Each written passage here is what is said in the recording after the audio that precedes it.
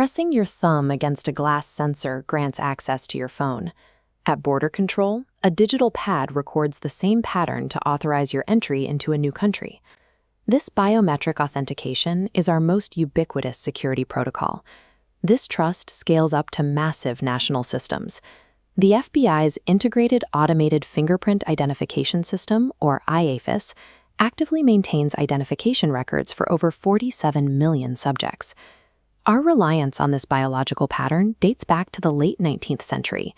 It began when researchers like Sir Francis Galton first rigorously defined the specific physical characteristics that make a human fingerprint theoretically identifiable and unique. For over 100 years, we have treated these swirling lines as the ultimate proof of identity.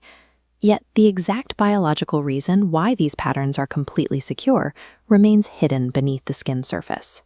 When modern automated systems scan your hand, they do not look at the complete picture of your finger. They filter the print down to a highly specific subset of data. The software breaks the image into distinct layers. Level 1 details map the overall flow.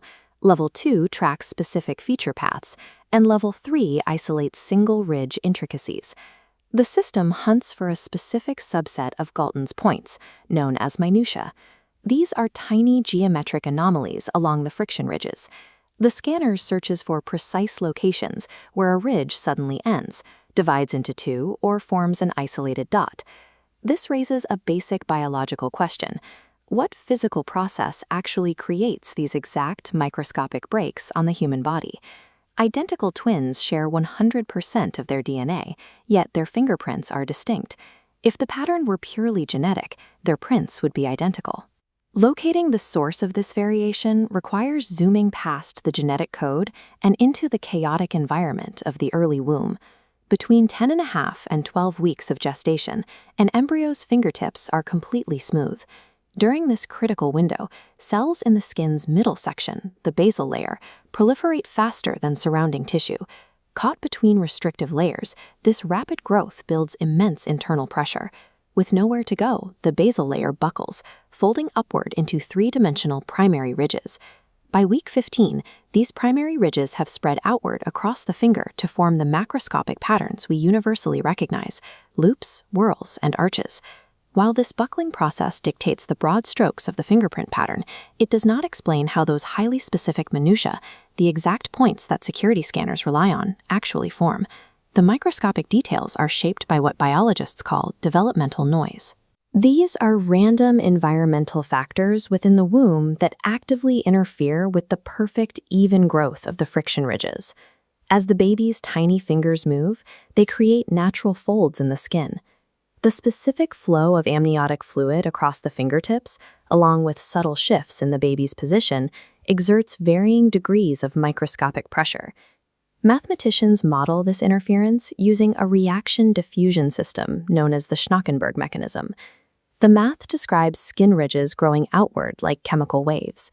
When random environmental noise hits one of these advancing waves, the pattern is forced to break or fork into new directions. These broken waves become the exact minutiae points, the dividing ridges, the isolated dots, the markers scanners search for. Biological randomness is mathematically encoded directly into the skin. The unrepeatable chaos of the womb translates into measurable, rigid order. By week 26 of gestation, this chaotic pattern is entirely set and permanently capped with a protective layer of keratin. Because the foundational blueprint exists deep within the basal layer, the pattern persists. Any surface injuries to the fingertip will heal by faithfully reproducing the exact same three-dimensional ridges. For decades, matching these permanent biological records required meticulous manual labor. It wasn't until the late 1960s that computing capabilities finally began to catch up to the anatomy. A push for automation by the FBI and the National Institute of Standards and Technology led to algorithms capable of extracting minutiae directly from scanned cards. They developed digital image compression standards, like WSQ, to process and store these complex patterns efficiently. Current identification algorithms focus on the mathematical extraction of that original developmental noise. Submitting a fingerprint is the act of providing a permanent, microscopic fossil of your time in the womb.